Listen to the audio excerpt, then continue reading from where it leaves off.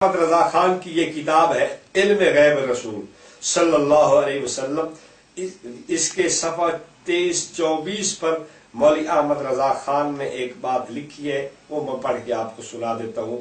کہتا ہے، بے شک حضرت عزت عظمت نے اپنے حبیب اکرم صلی اللہ علیہ وسلم کو تمامی علوم، تمامی اولین و آخرین کا علم عطا فرمایا، شرق تا غرب، عرش تا فرش سب انہیں دکھایا، ملکوت السماوات والارض کا شاہد بنایا، روز اول سے روز آخر تک سب ما کان و ما یکون انہیں بتایا، اشیاء مذکورہ سے کوئی ذرہ حضور کے علم سے باہر نہ رہا، علم عظیم حبیب کریم علیہ افضل الصلاۃ والتسلیم ان سب کو محیط ہوا، نہ صرف اجمالاً بلکہ ہر صغیر و کبیر، ہر رطب و یابس جو پتہ گرتا ہے زمین کی اندھیریوں میں سے جو دانہ کہیں پڑا ہے، سب کو جدا جدا تفصیلاً جان لیا۔ اب مولوی احمد رضا خان نے یہاں نبی پاک صلی اللہ علیہ وسلم کے علم کی وسعت اتنی بنائی ہے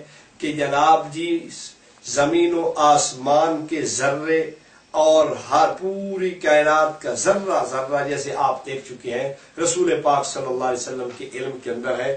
اب آپ آئیے، اب مولوی احمد رضا خان کی بدبختی دیکھیے کہ اس نے اس اپنی بات پر فتویٰ بھی خود اپنے اوپر لگا دیا ہے۔ پتہ نہیں، میں حیران ہوں کہ مولوی احمد رضا خان کس ذہن کا آدمی تھا۔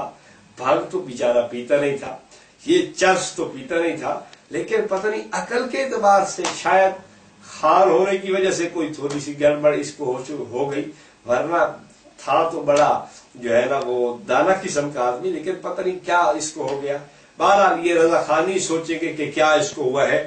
اب آئیے میں آپ کو لے کے چلتا ہوں کہ مولوی احمد رضا خان کیا کہتا ہے۔ فلاسفہ نے عقول عشرہ کے لیے کہا کہ جناب جی کوئی ذرہ ذرات عالم سے ان پر مخفی رہنا ممکن نہیں ہے۔ یہ فلاسفہ نے عقول عشرہ کے لیے ایک اپنا جو ہے نا ذہن رکھا ہوا ہے۔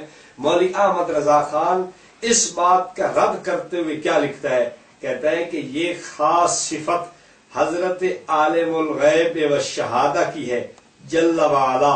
قال تعالی وما يعزب عن ربك من مثقال ذرة في السماوات ولا في الارض، نہیں چھپتی تیرے رب سے ذرہ برابر چیز زمین میں اور نہ آسمان میں، اور اس کا غیر خدا کے لیے ثابت کرنا قطعاً کفر ہے۔